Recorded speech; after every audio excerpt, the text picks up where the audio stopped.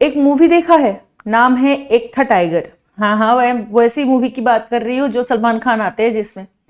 तो उसमें सलमान खान की जो रोल दिखता है ना, हमारे रियल लाइफ में भी ऐसा एक टाइगर है, जो टाइगर ने हमारे भारत के लिए एक डिप्लोमेटिक रिलेशन कायम करने के साथ साथ वो अभी बीइंग अ मिनिस्टर वो इतना ज्यादा अच्छा इंडिया के लिए कर रहे हैं, वो शायद ही लास्ट 10-15 साल में किसी ने इतना किया होगा। डेफिनेटली मैं किसी भी अदर मिनिस्टर्स या मिनिस्ट्रीज को नहीं बोल रही हूं कि वो लोग खराब काम करते हैं, लेकिन उसमें से अगर डिप्लोमेटिक रिलेशंस को बहुत ही अच्छी तरीके से अगर किसी ने पेश किया है तो वहां पे हम एक नाम जरूर करेंगे, वो है एस जयशंकर जी। एग्जैक्टली आज की ये सेशन उनके ही नाम, और आपको ये भी बताएंगे कि बेसिकली हुआ क्या है, सडनली इनके टॉपिक को हमने क्यों लिया। आपको पता ही है कि रशिया और यूक्रेन के बीच एक मिलिट्री कॉन्फ्लिक्ट चल रहा है, 2022 से इसका शुरुआत हुआ था। लेकिन इसी जो कॉन्फ्लिक्ट के कारण इसके अंदर रशिया ने बहुत सारी चीजों को वायलेट किया है, बहुत सारे इंटरनेशनल एग्रीमेंट को वायलेट किया है। फिर बाकी जो संस्था है उनके साथ भी रशिया का ऊपर नीच का जो रिलेशन है वो चल रहा है। तो ऐसे सिचुएशन में भी एक चीज अगर देखा जाए कि रशिया के साथ इंडिया की जो दोस्ती है वो कंटिन्यूएशन में है, मतलब इंडिया और रशिया के बीच के जो डिप्लोमेटिक रिलेशन है, जो उनके जो ट्रेड सेगमेंट है, वो सब कुछ ठीक ठाक चल रहा है। तो ऐसा होना, अगर हम नॉर्मली बात करें तो इंटरनेशनल ओरिजिन पे या इंटरनेशनल डायमेंशन से ये चीज बहुत ही इंडिया के लिए बुरा है। तो ये जरा मतलब नॉर्मल बात है। तो अगर आप अगर मानो किसी को सबके लिए किसी को शत्रु माना जा रहा है, मतलब इट्स एनिमी कंट्री, सबके लिए ये बुरा कर रहा है क्योंकि किसी का ये सुनता नहीं है, सारे के साथ जो भी बातचीत करता है, अगर ये किसी को कुछ प्रॉमिस करता है नेक्स्ट दिन ही भूल जाता है। लेकिन ऐसे एक इंसान के साथ आप दोस्ती बना के क्यों रखे हो? अगर ये क्वेश्चन आता है तो इसका जवाब देना इंटरनेशनल ऑर्गेनाइजेशन के अंदर बहुत ही टफ चीज है, भले ही तुम कितने अच्छे डिप्लोमेट हो। लेकिन यहां पे एक बहुत बड़ी घटना घटी है जहां पे हमारे एक्सटर्नल अफेयर मिनिस्टर जो कि है एस जयशंकर जी, उन्होंने एक ऐसी बात कही कि वहां पे इंडिया का स्टैंड तो क्लियर कर ही दिया, ऊपर से यह भी बता दिया भाई देखो हम इंडियन किसी से डरते नहीं है और हम जो सॉवरेनिटी मानते हैं वो तो मानते ही है। अब यहां पे अगर हम बात करें क्यों ये बात कर रहे हैं तो आपको मैं बताऊं, म्यूनिक सिक्योरिटी कॉन्फ्रेंस हुआ, इसमें एक पैनल डिस्कशन चल रहा था जहां पे ये बात रखी है एंटनी बिल्किन जो सेक्रेटरी ऑफ स्टेट है यूएस के, और German foreign affair ministers Elena Baerbock ये भी थे। इनके सामने ये बात रखे है हमारे एक्सटर्नल अफेयर्स मिनिस्टर जयशंकर जी। इन्होंने बहुत ही क्लियरली बताया भाई इसमें क्या प्रॉब्लम है। अगर मैं स्मार्ट हूं, अगर मुझे पता है कि मल्टीपल ऑप्शंस के साथ कैसे डील करना है, तो इसके लिए आपको तो मुझे अच्छा बोलना चाहिए, यू शुड एडमायरिंग मी। तो ये जवाब सुन के बिल्किन और बेयरबॉक दोनों ही हंस दिए और उन्होंने उनकी प्रैग्मेटिज्म और कॉन्फिडेंस की बहुत ज्यादा तारीफ की। तो ये सिंपल बात है कि ऐसे इंसान के बारे में हमें भी थोड़ा जानना चाहिए। तो चलिए आज शुरू करते हैं एस जयशंकर की कहानी। एस जयशंकर जी 9 जनवरी 1955 में न्यू दिल्ली में जन्म हुए थे, वो पैदा हुए थे। उनके पिता कृष्णस्वामी सुब्रमण्यम थे जो एक प्रसिद्ध सिविल सर्वेंट थे। और ये एक बात होती है, अच्छे डिप्लोमेट बनने के लिए आपको आपके खून में वो चीज होनी चाहिए जो कि जयशंकर जी को मिल गया था, हेरिडिटरी। और एस विजय कुमार वो एक आईएएस ऑफिसर और और मतलब उनके जो भाई थे, मतलब उनके जो चाचू थे वो थे एस विजय कुमार, संजय सुब्रमण्यम के उसके एक भाई थे जो कि थे संजय सुब्रमण्यम जी, जो कि एक हिस्टोरियन थे, और एस विजय कुमार भी थे जो कि एक डिप्लोमेट थे, ठीक है। सो वो आईएएस ऑफिसर भी थे और rural development secretary of India भी थे।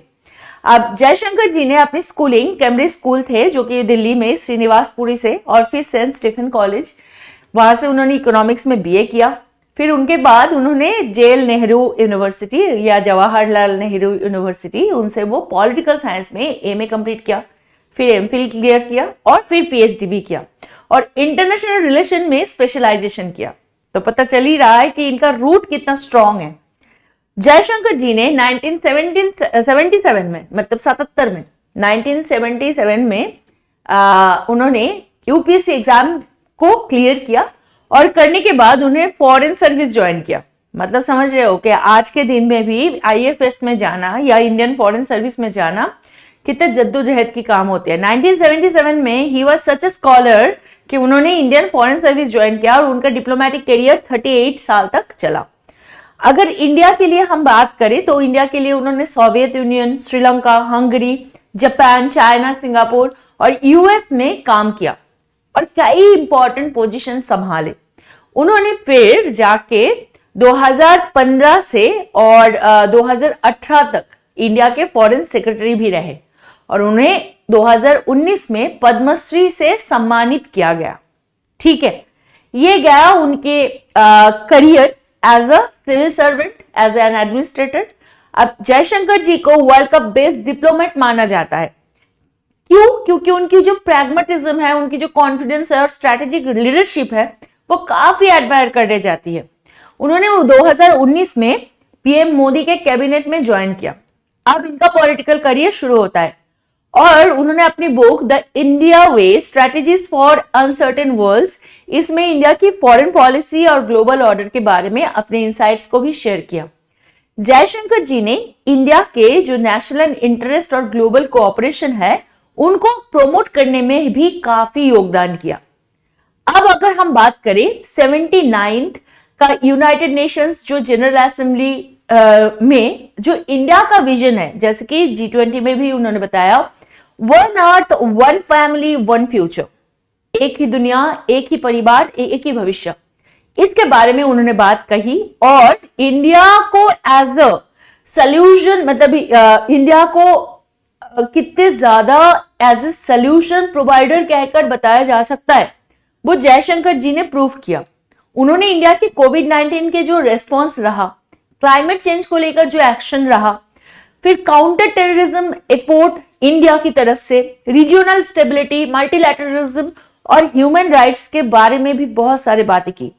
और ये सारी चीजों के बीच एक घटना घटी जो कि है ये म्यूनिक सिक्योरिटी जो कॉन्फ्रेंस है, उसमें जयशंकर जी ने और भी कहा कि आज के जो कॉम्प्लेक्स वर्ल्ड है उसमें रिलेशनशिप कैन नॉट बी अनडायमेंशनल, और हर कंट्री अपने हिस्ट्री और पर्सपेक्टिव से होता है। तो उन्होंने क्लियरली ये बात कहा कि डिफरेंट कंट्री होता है, उनके डिफरेंट रिलेशनशिप होता है, क्योंकि उनके पास डिफरेंट इतिहास है। लेकिन अगर हम यूएस और जर्मनी के साथ बात करें तो ये बहुत रूटेड है, और देयर इज एन अलायंस जो कि मतलब नेचुरल है। और एक हिस्ट्री की बात करें जहां पे रिलेशनशिप बहुत ही ज्यादा ग्राउंडेड है।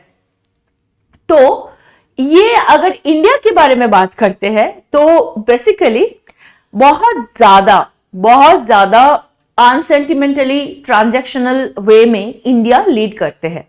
तो we are not, we get along with people, we believe in things, ये बात उन्होंने कहा।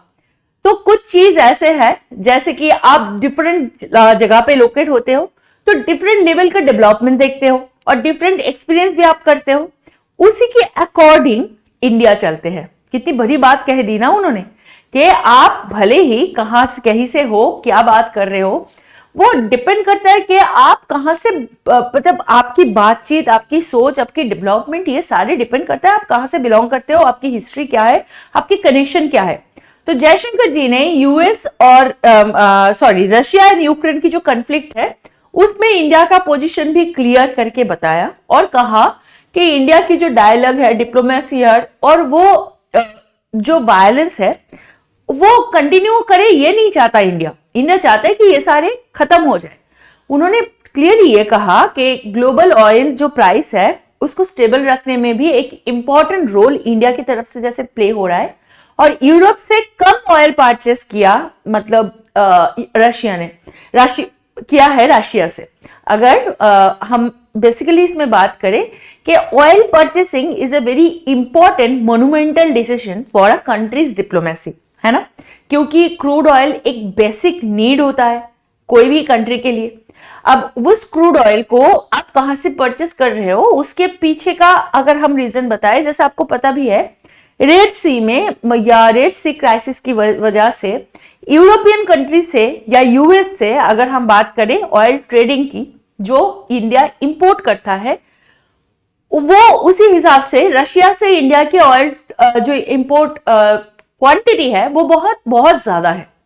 तो सिंपल सी बात है, इस बात पे चर्चा होने ही वाला था, लेकिन इंडिया जो सॉवरेनिटी मेंटेन करता है, इंडिया का जो बेस है, जो इंडिया जो मानता है कि भाई हम किससे दोस्ती रखेंगे कि नहीं रखेंगे, ये एग्जैक्टली हमारे खुद का चॉइस है। और वो अगर हम सारे लोगों के साथ सही से कर पाते हैं तो इसके लिए आपको तो हमें स्मार्ट बोलना चाहिए। भले आपको तो ऐसे इसको क्रिटिसाइज करने से ज्यादा इसको एडमायर करना चाहिए। तो ये चीज इस जयशंकर जी ने ऐसे चीज को संभाले, ऐसे चीज को किया, तो डेफिनेटली वाहवाही उनको मिल गई। और वैसे हम भी बहुत प्राउड फील करते हैं कि ऐसे एक मिनिस्टर हमारे कैबिनेट के अंदर है जो इंडिया और इंडियंस की जो थॉट है उसको इतने अच्छे से टेबल कर पाते हैं। तो आज के लिए यहां तक ही। इस वीडियो को ज्यादा से ज्यादा शेयर कर देना, लाइक कर देना, और मैं आपको जरूर बताऊंगी हमारी इंडिया ओवर प्रेप के जो ऐप है उसको ज्वाइन कर लेना।